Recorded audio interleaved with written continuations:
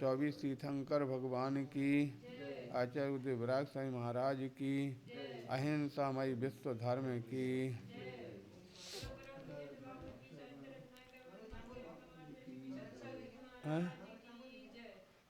हाँ, प्यारे बंधु, किसी कवि ने कहा, तप करते यौवन गयो, द्रव्य गयो मुनिदान, जीवन गयो सन्यास से, तीनों गए न जान।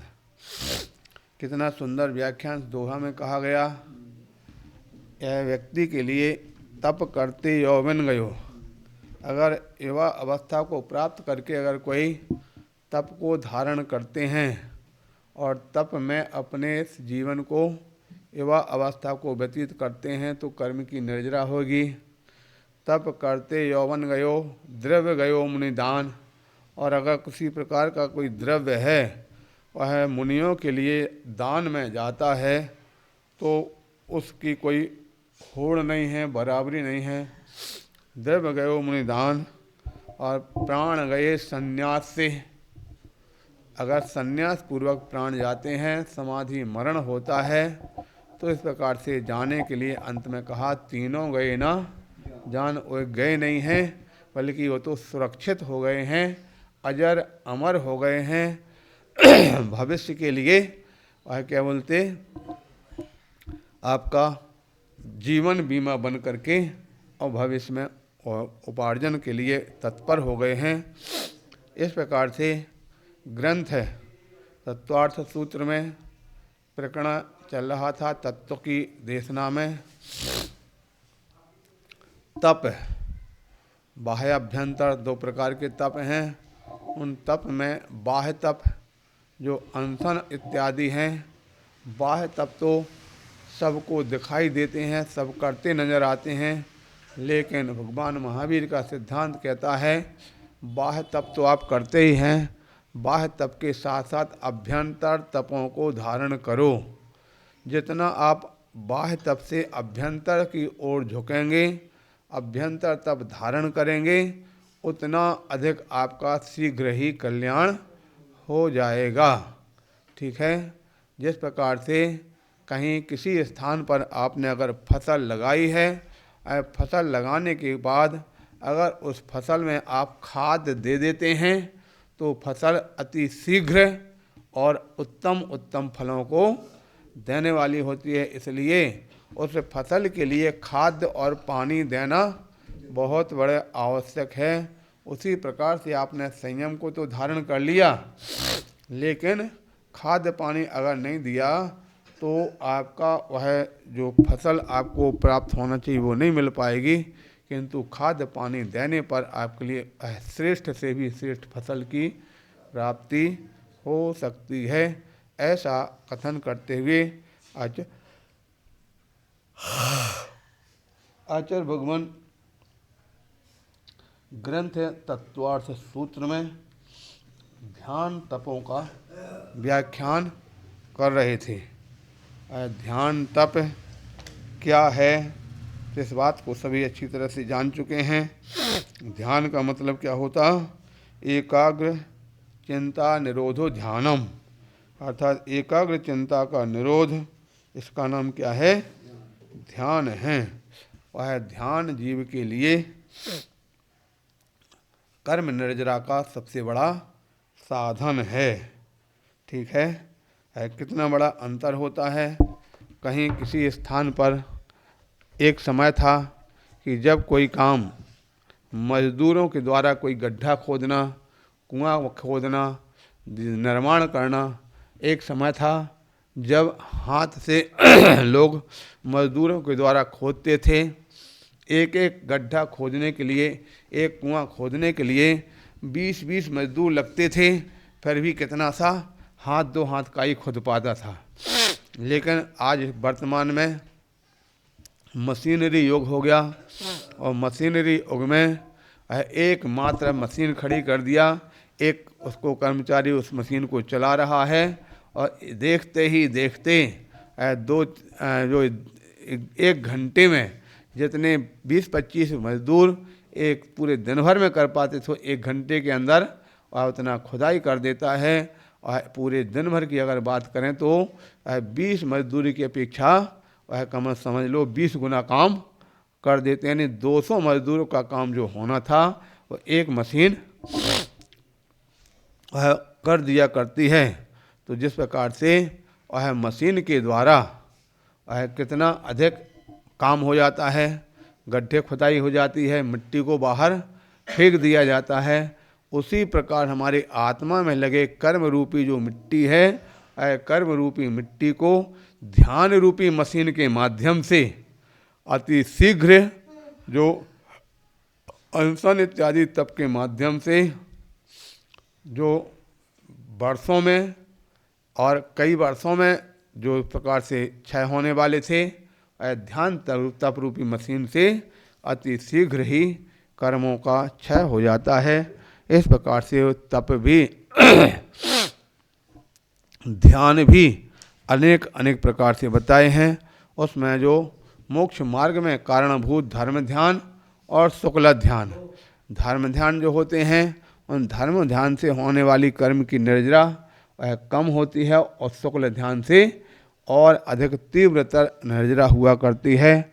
इस प्रकार से आप सभी जानते हैं यह जो वस्तु के इस प्रकार की अवस्थाएं होती हैं, मंद, मंदतर, मंदतम, तीव्र, तीव्रतर और तीव्रतम, ठीक है। इस प्रकार से 6 भंग बन जाते, मंद, मंदतर, मंदतम, तीव्र, तीव्रतर और तीव्रतम। किसी प्रकार से हो सकता सामान्य तौर से अगर व्रत लिया और कुछ नहीं कर रहे तो मंद हो रही, नहीं मंदतम हो रही पहले, और थोड़ा सा कुछ संयम को विशेष निरतिचार पालन किया तो मंदतर हो रही, और अतिचारों से भी रहित होकर के प्रायश्चित इत्यादि ग्रहण किया मंद हो जाएगी। तो सामान्य तौर से जो चारित्र धारण करने वाले के लिए कौन सी निर्जरा हो रही है, मंद, तम, मंदतर और मंद। किंतु जो तप को धारण करते हैं उन तप को धारण करने वालों की जो निर्जरा होगी वो कौन सी होगी, तीव्र होगी। और धर्म जो ध्यान करेंगे तो तीव्र निर्जरा, धर्म ध्यान के और आगे आगे पाए पे बढ़ते जाएंगे तो तीव्रतम श्रेणी इत्यादि चढ़ेंगे तो तीव्रतर होगी, और जैसे केवल ज्ञान को प्राप्त कर लेंगे तो तीव्रतम निर्जरा होती है। इस प्रकार से 6 भंगों रूप से निर्जरा को जानना चाहिए। इस प्रकार से यहाँ पर कथन किया जा रहा था। कल शुक्ल ध्यान के कितने भेद बताए जाते, 4। कौन कौन से, पृथकत्व, एकत्व, वितर्क, सूक्ष्म क्रिया प्रतिपाति, व्युपरत के निवर्तिनी। अर्थात पृथकत्व वितर्क, एकत्व वितर्क, सूक्ष्म क्रिया प्रतिपाति और व्युपरत क्रिया निवृत्ति।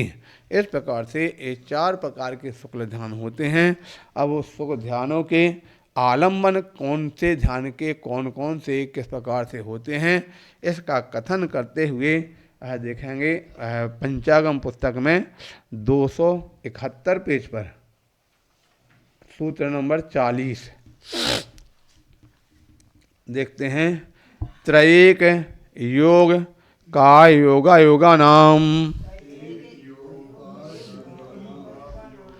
त्रयेक योग का योगा योगा नाम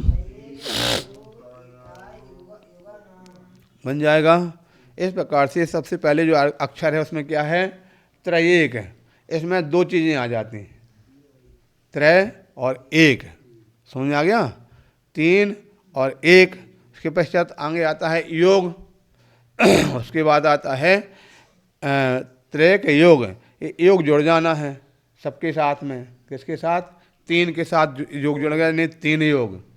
दूसरे नंबर 1 योग। तीसरे नंबर पे क्या रहा है, काय योग, अलग से लिखा ही है काय योग, अंत में लिखा अयोगा नाम, अयोग, ठीक है। इस प्रकार से 4 अवस्थाएं ध्यान की हुआ करती हैं, समझ आ गया। सबसे पहले क्या कहा, 3 योग। 3 योग कितने किसके लिए होगा, जो पहले नंबर का शुक्ल ध्यान है। पहले नंबर का कौन सा, पृथक्त्व वितर्क, यानी पृथक पृथक जिसमें अलग अलग जो अवस्थाएं होती हैं, पृथक पृथक अवस्थाएं होती हैं, इसलिए उसमें कितने बता दिए, तीनों योग बता दिया। ठीक है। दूसरे नंबर का कौन है, एकत्व, उसका नाम भी एक है, यहाँ पर योग भी एक योग। पहले वाले में 3 योग, दूसरे में 1 योग, और तीसरे में कौन सा आता है, सूक्ष्म क्रिया प्रतिपाती। तो यहाँ पर क्रिया सूक्ष्म रह गई, मात्र काय की ओर से सभी योग, मन भी समाप्त हो गया, वचन भी समाप्त हो गया। काय की क्रिया योग होने से वहाँ कह दिया मात्र काय योग हो गया। समझ आ गया ना, न मन वचन, न मन की क्रिया है ना वचन की है, इस प्रकार से। लेकिन फिर भी हमको लगता है लोक व्यवहार में भगवान की जो दिव्य ध्वनि खिरती है, और कैसी खिरती है, पूजा में भी लिख दिया, दिव्य ध्वनि मुख तय खिरे। भगवान की दिव्य ध्वनि बोले मुख से खिर रही है, जबकि हकीकत तो यह है कि दिव्य ध्वनि मुख से नहीं खिरती, दिव्य ध्वनि सर्वांग से खिरती है। और सर्वांग से जब उनके शरीर के अंदर कंपन होता है तो ओंकार की ध्वनि प्रकटित होती है। तो ओंकार की ध्वनि होने से, शरीर के अंदर से जो कंपन होने से सर्वांग से ओंकार की ध्वनि होती है। उस ओंकार की ध्वनि से जो आगे गणधर स्वामी हैं वो मन प्रज्ञानी, और मन प्रज्ञान के माध्यम से कहें अथवा अपनी बुद्धि बल के माध्यम से कहें कि वह ओंकार की ध्वनि से उन संपूर्ण अवस्थाओं को अच्छी तरह से समझते हैं, उसको झेलते हैं, और झेल करके आगे भव्य जीवों की उसका अर्थ इत्यादि करके, अर्थ निरूपण करके भव्य जीवों को बताते हैं, सुनाते हैं। और उसमें 2 प्रकार की स्थितियां होती हैं, गणधर तो झेलते हैं, और साथ ही साथ देव, कौन से, मागध जाति के देव, उस दिव्य ध्वनि को जो व्यक्ति जहाँ पर जिस भाषा भाषी वाले होते हैं उन जीवों को उस भाषा में उसका ट्रांसलेट करते हैं, परिवर्तित करते हैं। तो उस भाषा में लोग अपनी अपनी भाषा के आधार पर समझ लिया करते हैं। इस प्रकार से यहाँ पर बता दिया कौन सा, काय योग। ठीक है। वो जब किसी पुण्य वर्गणाएँ भव जीव भव जोगन बच जोगे बसाए, भाव भागन बच जोगे बसाए। जो भव्य जीव हैं, भव्य जीवों के पुण्य के बस हैं। जैसे भगवान से उनके भव्य जीवों की पुण्य वर्गणाएँ टकराती हैं, तो वहाँ से भगवान की और पुण्य वर्गणाओं के टकराने से उनके शरीर में कंपन होता है, शरीर में कंपन होने से देव ध्वनि खिरना प्रारंभ हो जाती है। जैसे कि उदाहरण दिया जाता है, जिस प्रकार से ढोलक, उसमें हाथ पड़ते ही उससे आवाज़ आना प्रारंभ हो जाता है। अब आवाज़ कौन से स्थान से निकलती है, ढोलक के कौन से हिस्से से आवाज़ निकलती, तो सर्वांग से निकलती है। उसी प्रकार से जैसे हाथ की थाप पड़ती तो ढोलक से आवाज़ निकलती है, उसी प्रकार से भगवान के शरीर से पुण्य जीवों की वर्गणाएँ टकराती हैं, तो उनकी दिव्य ध्वनि शरीर से ओंकारमय दिव्य ध्वनि खिरना प्रारंभ हो जाती है। इस प्रकार से एक कायोग समझ में आ गया। उसके बाद आगे आता है कौन सा, अयोग। अयोग मतलब क्या होता, जहाँ पर योग नहीं होते हैं। तो आगे 14वें गुण स्थान में जो ध्यान होता है कौन सा होता, वह है व्युपरत क्रिया निवृत्ति। जहाँ पर क्रिया समाप्त हो जाती है, क्रिया समाप्त होने पर जो उनके भगवान का जो ध्यान होता है कौन सा कहलाता है, व्युपया के निवृत्ति नाम का ध्यान कहलाता है। वहाँ पर कैसा होता, अयोगी अवस्था होती है, वहाँ पर योग नहीं होते हैं। इस प्रकार से यहाँ उसका व्याख्यान समझना चाहिए। ठीक हो गया। हाँ, पहले वाले में 3, कोई एक, दूसरे में कोई एक, 3 में से कोई एक। इस प्रकार से हाँ, तीसरे में खाली काय होगा, चौथे में अयोग। इस प्रकार जानना चाहिए। आगे बताते हैं अब आदि के 2 ध्यानों की विशेषता। आदि के 2 ध्यान कौन से थे, पृथक्त्व वितर्क और एकत्व वितर्क। इन 2 ध्यानों में क्या विशेषता होती है, उस विशेषता को बताते हुए आचार्य महाराज यहाँ पर बताते हैं, एकाश्रय सवितर्क विचारे पूर्वे, एकाश्रय सवितर्क विचारे पूर्वे, ये कहते हैं एकाश्रय, अर्थात एक के आश्रय से। ठीक है, सवितर्क और विचार। जो पहले नंबर का जो है एक श्रुत ज्ञानी के आश्रय से आश्रित रहने वाले प्रारंभ के जो दो ध्यान हैं वो वितर्क और विचार से सहित होते हैं। ठीक है, प्रथम के दो ध्यानों में वितर्क भी है और विचार भी है। अब पुनः प्रश्न उत्पन्न हुआ, ये वितर्क क्या और विचार क्या? तो वितर्क और विचार का यहाँ पर लक्षण आगे सूत्रों में बताया जा रहा। वितर्क क्या है तो बताते हैं, अविचारम द्वितीयम, जो दूसरे नंबर का है उसमें अविचारम अर्थात विचार नहीं होता। पहले तो बता दिया वितर्क और विचार से सहित है, अब बाद में बता रहे दूसरे में जो वितर्क तो है लेकिन विचार नहीं होता है। समझ आ गया? पहले में दोनों हैं, वितर्क भी है और विचार भी है, लेकिन दूसरे में अविचारम द्वितीयम, द्वितीय मैंने दूसरे नंबर का, वो कैसा है? अविचारम अर्थात विचार से रहित होता है। ठीक है, इस प्रकार से इस दोनों ध्यानों की विशेषता बता दिया। पहले नंबर का दूसरे नंबर का, पहले में वितर्क और विचार दोनों हैं, दूसरे में मात्र वितर्क है, विचार नहीं होता है। ठीक, आगे बताते हैं ये वितर्क क्या चीज़ है। तो वितर्क का लक्षण बताते हुए यहाँ पर कहते हैं, वितर्कः श्रुतम, वितर्कः श्रुतम। जो वितर्क है वो क्या कहलाता? तो श्रुतम, बोले श्रुत ज्ञान को ही वितर्क कहते हैं। ठीक है, वह वितर्क किसमें होंगे? श्रुत ज्ञान जब तक होगा तभी वितर्क हैं। और श्रुत ज्ञान कहाँ तक रहेगा? 12वें गुणस्थान तक। ठीक है, इसलिए 12वें गुणस्थान तक कौन सा होता? ए क्षीणमोह तो गुणस्थान है। कौन सा ध्यान होगा? दूसरे नंबर का, एकत्व वितर्क। ठीक है, 12वें गुणस्थान में एकत्व वितर्क ध्यान है, और एकत्व वितर्क में क्या है? वितर्क है, बोलते विचार नहीं है। इस प्रकार से यहाँ पर तो बता दिया, वितर्क का मतलब क्या होता है? श्रुत ज्ञान, जहाँ पर श्रुत होता है वहाँ पर वितर्क कहा जाता हो। बोला भी करते हैं, कहीं कोई प्रश्न करता है, प्रश्न पर प्रश्न करता चला जाए, बोले वितर्क कर रहे हो। ठीक है, तर्क वितर्क करते हो। ये वितर्क मतलब क्या होता है? जो श्रुत ज्ञानी होगा वही तो वितर्क करेगा, जो श्रुत ज्ञान जिसके पास नहीं है वो वितर्क नहीं कर सकता है। इस प्रकार से हम कहते हैं, अब वितर्क का लक्षण समझ में आ गया ना? वितर्क यानी श्रुत ज्ञान। और विचार कैसे कहते हैं तो बताते हैं, विचारोर्थ व्यंजन योग संक्रांति। वे कहते हैं जो विचार है वो विचार में 3 अवस्थाएं हैं। क्या?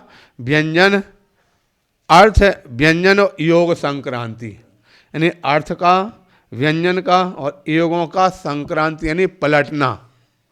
कभी अर्थ में, कभी शब्द में और कभी योग में, जिसका जो प्रक्रिया चलती है, कार्य होता है, उसको क्या बोलते हैं?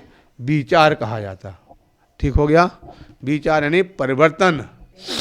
हाँ, पहले नंबर का, उसमें श्रुत भी है और विचार भी है। तो पहले वाले में पहले बता दिया, योग 3 योग में है, मन योग भी है, वचन योग भी है, काय योग भी है।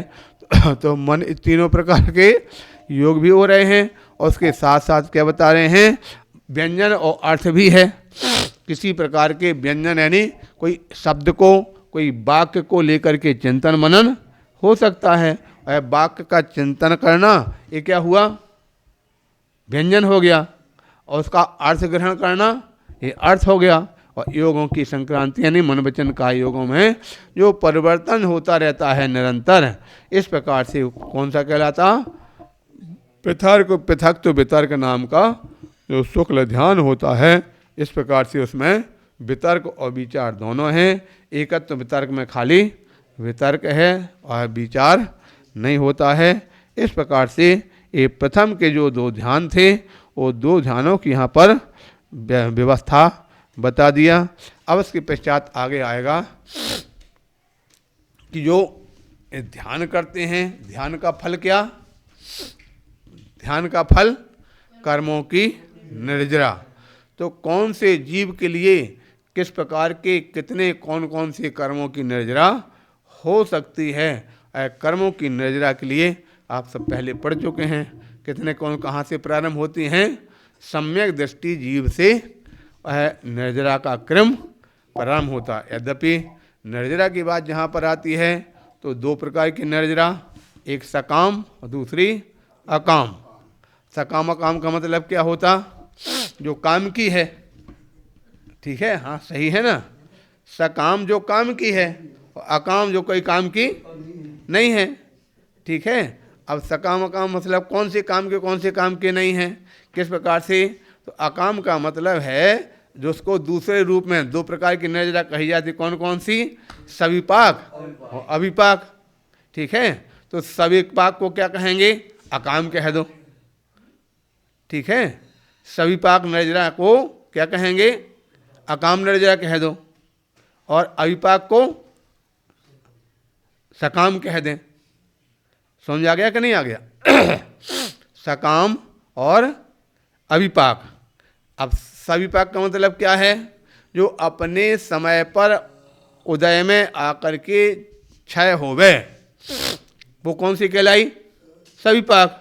उससे कोई काम चलता है क्या? उससे क्या काम चलने वाला?